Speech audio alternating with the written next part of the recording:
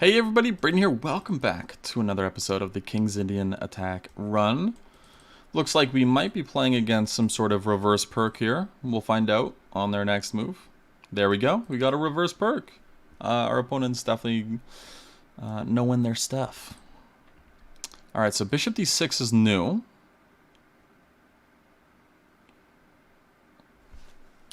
So this is a good way to play. They might play something like queen e7, bishop d7, and even castle long.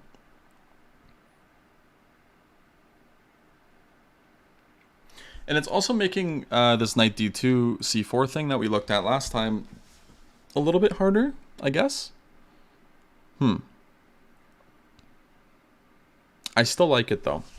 I still like c4 in these types of positions, especially where we're not wasting time with something like if we played this knight to d2 and then c4. I think we did that a few times ago. If they play d4 and we have to go back, yeah, like it's not the worst crime ever, but it also does waste time too, yeah? So generally, so this is a benoni now. In benonis, you want to trade off two of these pieces. If you can trade off two of them, I genuinely do believe you're okay. So if we can play knight e4 here, I think we've equalized. And yeah, I think we have an equal game now at the very worst, which is really nice to be able to admit. Should we play anything crazy like knight h4? I'm not really sure I see a reason to. I'm just going to play normal chess. Go for some expansion over on the queen side here. Generally, if you can get b4 in as well, you're doing mighty fine. And looks like we're doing mighty fine. I'm going to throw an h3. I don't know if it's 100% necessary. I just wanted to see where they were going to go. Knight d2 is interesting. Generally, the e2 pawn feels a little weak. I'm thinking maybe queen c2. I want to play b5 potentially, looking at c7. So a good idea for me here is actually rook fc1, where after rook fc1, I'm trying to play b5. And if they take it and then pawn takes, then c7's actually hanging at the back. So they don't allow it, which I think is totally reasonable. I don't want to do anything here yet because they might play c6, but I think knight d2 is a good move to throw in. This is hanging. Do we take it? Are there other moves we can play first, like c5? So this bishop is off sides, and that's why I'm thinking it's actually okay to take. So let's take it. I want to be more materially minded this time around, and I'm going to go for c5, try to open things up as fast as possible. As long as they cannot control the light squares, we'll be okay. I'm thinking of queen takes here, offering a queen trade, which will mean that there's no light squared problems, because generally if the queens are off, then we're going to be fine. Well, that looks like it's going to be the case. And the reason why is because if not, then we're actually threatening the c7 pawn, and I think we should just go ahead and take c7. If they play something like queen e6, do we worry? No, we just go rook, queen c8. Or c6, sorry. It looks like they can't actually avoid any sort of queen trade here. Queen c6 is the move, for sure. Offering another queen trade, or they lose their rook in the corner. And again, generally, if you can get too much material, then we're doing just great. Yeah, so that's what they're going to allow. I don't think it was intentional, though. And they end up resigning. That was a relatively quick game. That was only like 3 or 4 minutes. We did hit 1400, which is great. But that was a really short one. Just talking about the game, yeah, so they played, I think, in one of the best ways you can play against this opening.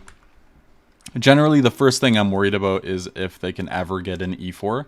Here, luckily, I don't think they can. I think something like knight g5 should save the day, where we're attacking e4 again. If they double up on the pawn, then we just go knight c3. It's getting a little bit harder to defend it. And by this point, it looks like we can try...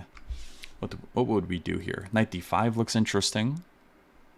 I think knight d5 should actually be fine. Like, just going for some sort of active move.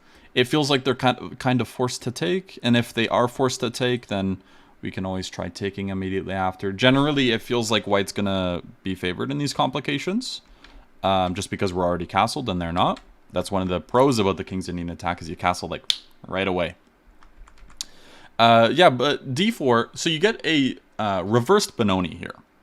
And knowing other openings and opening structures is very good. So when you get a benoni, and I could show this from the other way. So if we play d4 here, if it'll let me play d4, I might have to go to an analysis board separately to this.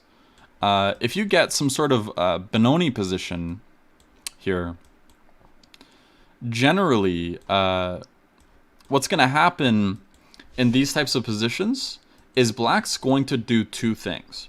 Black's going to try to trade off two of these pieces, and black is also going to go for things like b5 or e6. I didn't go for e6 or e3, which was the relative move in my game, because I had direct ways to do the most important thing, in my opinion, which is trade off two of these pieces. As you can see, black has less space here, and when we go to the game, white definitely has less space in the opening. But there are other advantages that white gets for taking a lack of space. Here, for example, just having those extra moves makes it harder for black to stop white's plans. And again, one of white's biggest plans, if they turn it into a benoni structure, is they're not in time to play something like h6 here.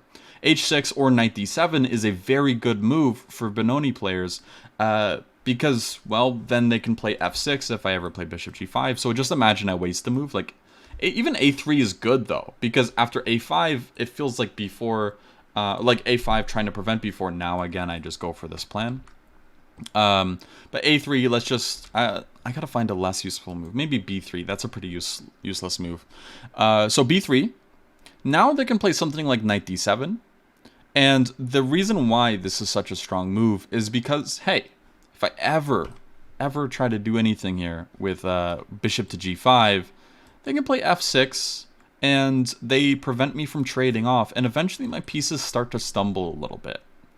And that's kind of the big thing that they're banking on. So bishop to g5, h6, it's like light. There we go, now it's normal. Let me go back to the analysis board. Here we go. Now that we're able to trade off some pieces here, I feel like our position gets much easier to play.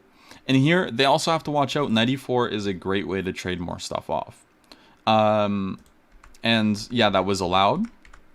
And for example, one good thing that we could do here, if we don't see any other plan, this is a very effective plan, is playing this move c5, not for the purpose of like attacking the queen. I think that's a little useless, but rather to bring the knight to c4.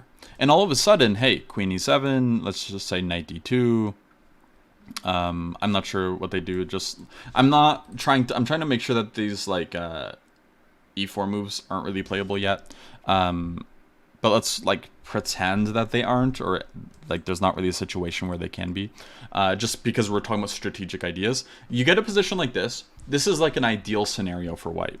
And now we can see why getting rid of the other two pieces is nice. Because when we get rid of the other two, like these two pieces for white are optimized. They are on perfect squares.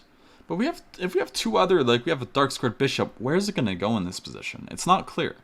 Same thing with another knight. Does it go in d2? Does it go in f3? It could go to either one of those squares. And they're not necessarily bad squares, but they're kind of just tripping over this knight. Like if a knight was on d2, it would want to go to c4.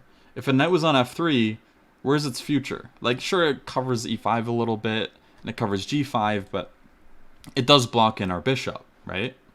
And that's kind of the thing, is sometimes it's okay to trade some pieces off. Moving on, yeah, so b4, a6, and h3, just seeing where the bishop would go, just in case if we went back. And then I decided, yeah, I was going to wait, actually, here, to play either c5 or b5, because sometimes you want to play b5 to open up this bishop, kick the knight away, like, after rook fc1. Right now, b5 is already a pretty good threat, I think. Like, if rook e8, b5, if they ever take, they probably have to move, but if they move, then we can consider taking, or we can consider pushing even further with something like c5 here, just to get more space on this side of the board. As we can see, white does have more space on this side of on the queen side here. So that's an idea. But also, it keeps flexibility because, hey, I might go c5, bring this knight to c4. And yeah, they end up giving up the exchange. I don't know if this was intentional or not. It could have been 100% because now we have weak light squares. So all we got to do is just make sure that we can get off the queens here. And for the rest of the series and for any future ones where we're doing runs of games, I'm going to want to take the material when I can. Sometimes earlier in this one, I was kind of avoiding taking some material if I felt like there was compensation. And it hasn't been correct most of the time. And generally, what I tell people around this rating, or even lower, is generally, like, compensation is going to be a very difficult thing to understand. Unless it's like, you take a piece and you're lost. If it's like an equal position, generally the person that has the piece with and then like has the extra material is going to pull through in the end, generally, as what I found. So that's why I ended up taking it. And then c5 is exactly what I mean, where there isn't any compensation really in this position, because c5 essentially forces a queen trade. If they ignore it, then we're just opening the position rapidly. I don't think we should take on b6. We can also play something like king g2 or king h2. I think those are also acceptable. Maybe even g4. That's probably pushing it, though. Actually, you know what? Yeah, we can do this. Yeah, we just push rook b8 and queen takes c7, for example. They're not in time to get their bishop on the right diagonal, and the only other way I can see them doing something is getting the knight to like g4, which is also not possible. They'd have to play like, what would they have to play? Knight d5, f6, and then g4. But by then we're just winning way too much material. So those are just a few examples of kind of how we can first off play, and why I think compensation matters a little bit less at the lower levels. Just because, again, things like color complexes, all of these things are so difficult to get right. Everybody struggles with them, even like really strong players, right? So it's not a bad thing. Generally, you should just go into those positions and get experience in them. That's how you should think about it, is, oh, okay, I'm going to be up material and my opponent's going to have compensation. I'm going to try to see if I can prove that, you know, eventually they won't have compensation. Because sometimes the compensation goes away. I've said that word a lot, compensation. All right. Yeah, and then, of course, we get our queen in, and I go for the pawn. Maybe you could take on d6, but I was thinking, like, yeah, if they play c takes d6, then we don't get that pawn. I'm trying to be materially minded here. Queen takes c7 felt appropriate, because if queen e6, we do have queen c6 attacking the queen and the rook. And this is kind of like a weird way of looking at it in a tactical sense, where, hey, this isn't a tactic, but at the same time, it kind of is, right? Because it's a double attack. But this isn't a double attack in terms of winning material. That's more so just trying to get rid of their compensation. Again, if we get queens off, the light squares are hard to attack. So using tactics for strategic means is a very, very effective way to play, and definitely something you should do. And again, hey, if you think you might be attacked, trade off the queens. That's a great way to stop the attack sometimes, most of the time, at least when it comes to king safety. That's going to cover it for this episode. I hope you guys enjoyed, and I'll see you in the next one. Cool. Bye-bye.